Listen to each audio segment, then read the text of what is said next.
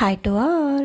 వంకాయ gravy curry చేసుకుందామండి. కళాయిలో నూనె వేసి ఆవాలు చుట్టుపట్లాడాక కట్ చేసుకున్న వంకాయ ముక్కలు వేసేసి మగ్గు మెట్టు వదిలేసేయాలి.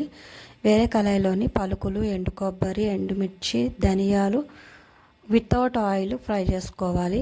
మిక్సీ గిన్నెలోని కచ్చపచ్చ దంచిన అల్లము, ఈ డ్రై చేసుకున్న ఐటమ్స్ ప్లస్ రెండు టమాటీ, 3 పచ్చిమిర్చి ముక్కలు ఇవన్నీ వేసేసుకొని మెత్తగా పేస్ట్ చేసుకోవాలి. నేను ఇందులో గరం మసాలా సామాన్లు ఏవి కూడా యాడ్ చేయడం లేదండి.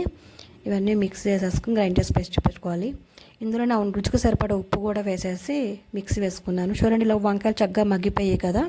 ఇప్పుడు ఈ గ్రైండ్ చేసుకున్న పేస్ట్ వంకాయల్లో వేసేసి కలిపేసి మూత పెట్టేసుకొని అంతేనండి, మగ్గనిచ్చేసుకోవాలి. మీకు బాగా కలిపేసుకున్నాం. ఇందులో పసుపు, కారము, ఒకవేళ ఉప్పు కారం ఏమైనా తక్కువ అయితే ఈ టైంలో మీరు అడ్జస్ట్ చేసుకోండి. చూడండి, బాగా దగ్గర పడ్డాక కొత్తిమీర గార్నిష్ చేసుకుంటే అంతేనండి, మన కర్రీ రెడీ. Please like